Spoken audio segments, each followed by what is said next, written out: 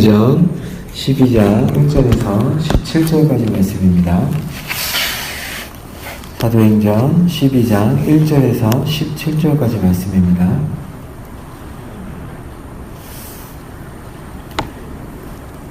우리 한 절씩 교독하도록 하겠습니다. 그때 헤롯 왕이 손을 들어 교회 중에서 몇 사람을 헤아려 하여 유대인들이 이 일을 기뻐하는 것을 보고 베드로도 잡으려 할세 때는 무교절 기간이라.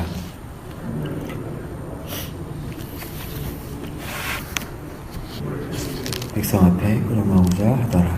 이에 베드로는 옥에 갇혔고 교회는 그를 위하여 간절히 하나님께 기도하더라.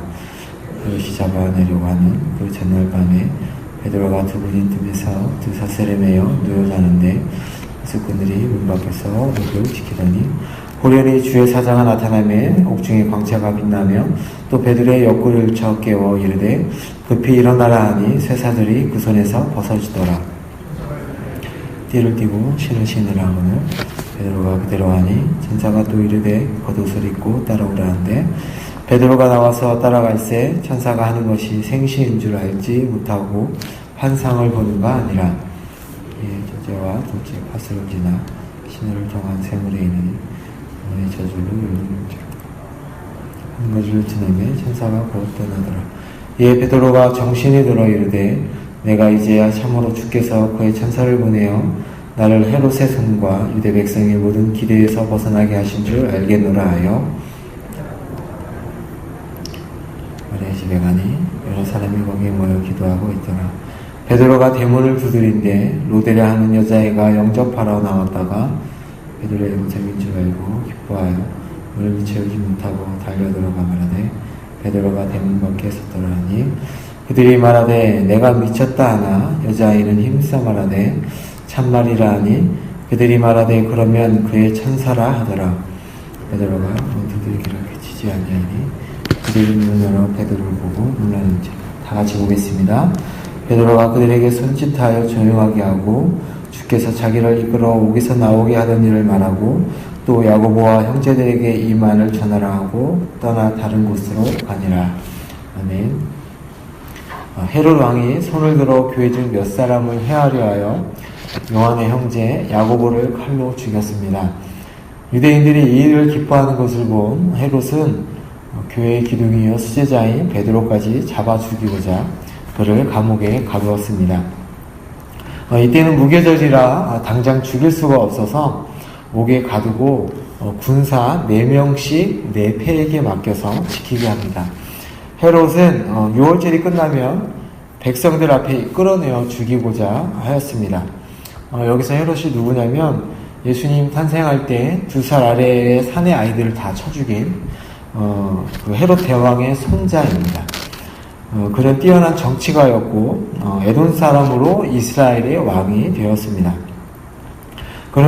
그래서 그는 자신의 정치적인 목적을 위해서 유대 민족의 환심을 사기 위해 친유대 정책을 핀 사람입니다. 그가 야고보를 죽이고 베드로까지 죽이고자 옥에 가둔 것도 유대인들의 환심을 사기 위해서 그렇게 한 것이었습니다. 유대인들이 예수 믿는 자들을 좋아하지 않았기 때문이었습니다. 이 같은 백성들의 정서를 이용하여 자신의 정치적인 입지를 강화하고자 했던 것이었습니다.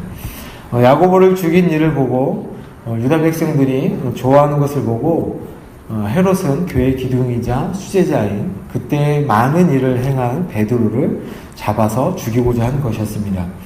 그런데 이 두 번째 바퀴를 시작하였는데 결과는 저희들이 너무 잘 알고 있듯이 전적으로 다 그 바퀴는 헛된 것으로 돌아가죠.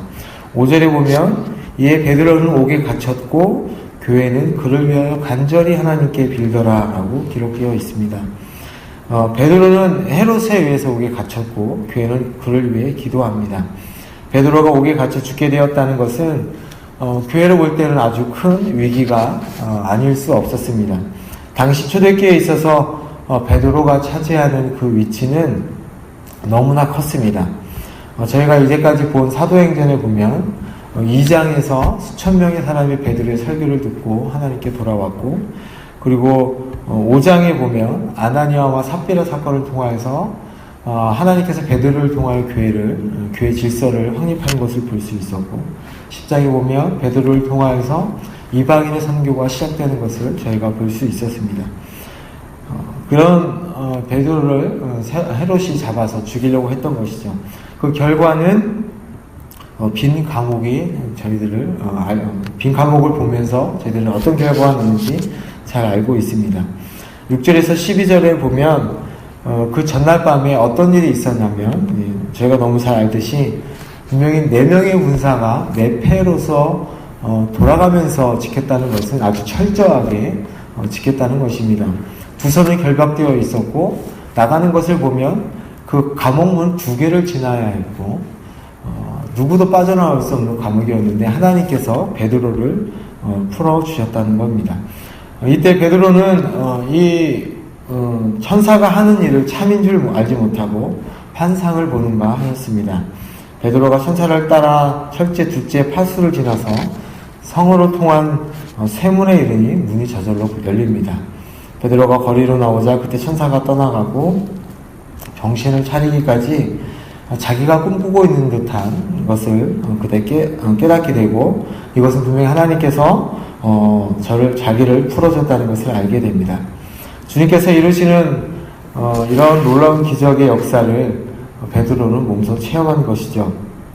이로써 헤롯의 박해가 실패로 떠나가게 됩니다. 이때 성도들은 무엇을 하고 있었냐면 하나님께 전심으로 기도하고 있었습니다. 저희가 여기서 2가지를 한번 생각해 보기를 원하는데요. 하나는 하나님께 드리는 기도입니다. 하나님께서는 분명히 이 교회에 핍박이 있을 때 교회를 통하여 기도하게 하셨습니다. 교회가 분명히 이 일로 인하여서 합심하여서 하나님께 기도하였습니다. 그런데 그들은 이 기도에 대해 믿지 않고 있었다는 것입니다. 분명히 하나님께서 이것을 기록하신 목적이 있었을 것입니다. 이들이 기도했고, 이들이 분명히 베드로가